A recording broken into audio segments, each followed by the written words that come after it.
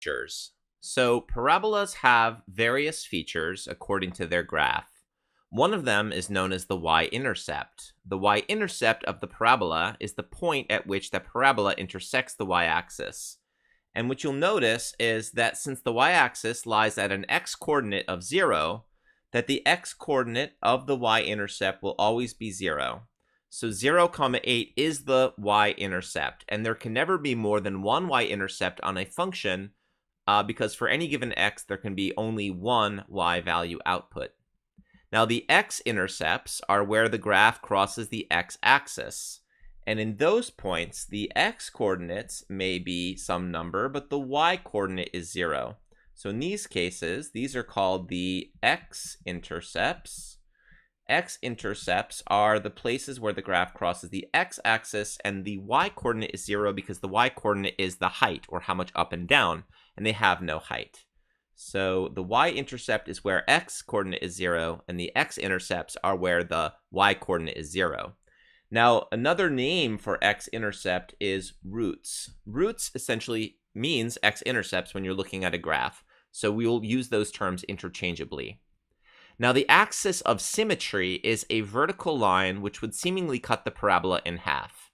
So if I actually look here at the vertex is 3, -1. And the x-coordinate of that vertex is 3. So if I were to write the line x equals 3, so x equals blank is a vertical line. I'm going to make it a dotted line.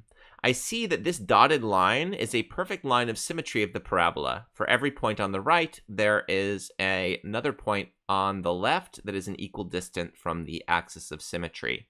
So the axis of symmetry is a line, and that line will always go through the turning point of the parabola, and it will always be an equation x equals something. And in this case, it will equal the x-coordinate of the vertex. So the vertex in this example is 3, -1. This is the vertex, and the vertex is a coordinate point. The vertex has an x and a y value, the x-coordinate of which is the axis of symmetry, and the y-coordinate of which is whatever the minimum value in this parabola is.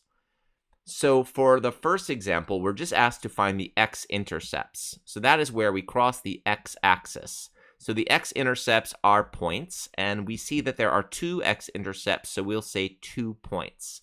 And the first point is 3, 0, and the next point is 7, 0, making sure you realize that the x-intercepts always have a y-coordinate of 0.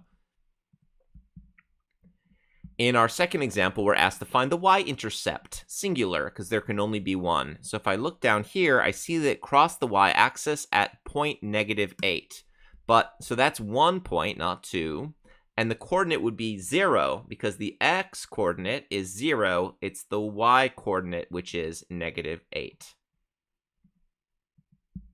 Okay.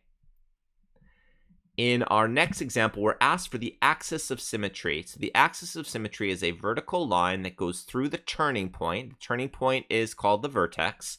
So if I drew a vertical line here, it would cut through the x-axis at a coordinate of 6. So since the vertex x-coordinate is 6, the axis of symmetry is going to always be an equation, and the equation should be x equals, in this case, 6, which is the x-coordinate where that vertical line would cut through the x-axis. So make sure you write the equation x equals whatever number it is.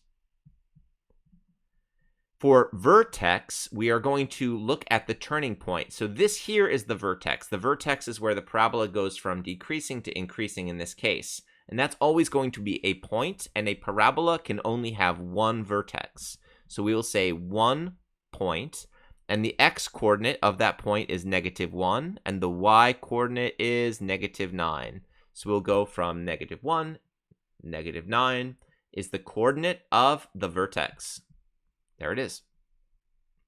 And finally, I just want to point out that if it asks for the roots, roots means x-intercepts. Roots are where the graph crosses the x-axis, and roots themselves would be points. So we have the point -3, 0, and then this point here is -1, 0 as our answer.